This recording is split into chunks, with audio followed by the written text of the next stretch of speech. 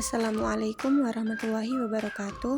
Perkenalkan, nama saya Poppy Kartikasari, nomor absen 16. Pada kesempatan kali ini kita akan membahas mengenai evaluasi kurikulum. Pengertian evaluasi. Evaluasi merupakan suatu usaha secara sistematis yang dilakukan untuk memperbaiki dan mengembangkan kurikulum agar bisa lebih baik lagi.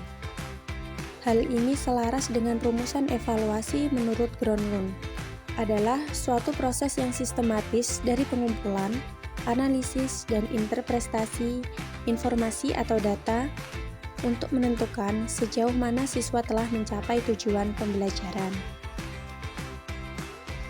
Adapun pembahasan yang kedua adalah tujuan evaluasi. Tujuan evaluasi ada beberapa, yaitu yang pertama, menyediakan informasi mengenai pelaksanaan pengembangan dan pelaksanaan suatu kurikulum sebagai masukan bagi pengambil keputusan.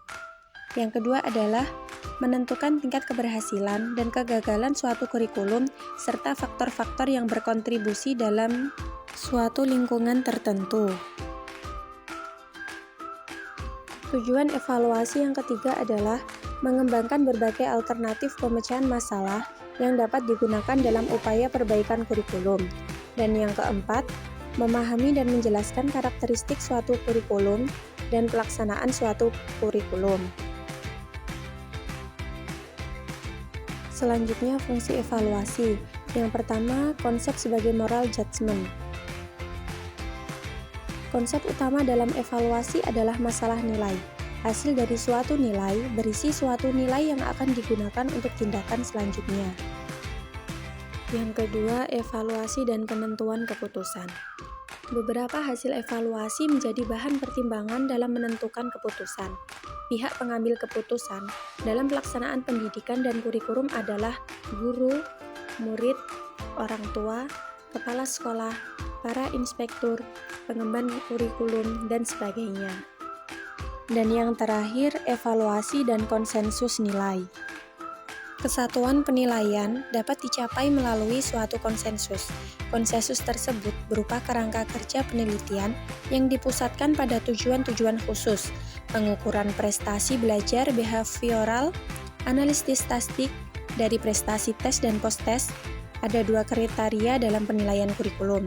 Yang pertama, kriteria berdasarkan tujuan yang telah ditentukan atau sering disebut kriteria patokan, dan yang kedua, kriteria berdasarkan norma-norma atau standar yang ingin dicapai sebagaimana adanya. Pembahasan selanjutnya adalah evaluasi makro. Evaluasi makro merupakan penilaian yang sasarannya adalah program pendidikan, yakni program yang direncanakan untuk memperbaiki bidang pendidikan.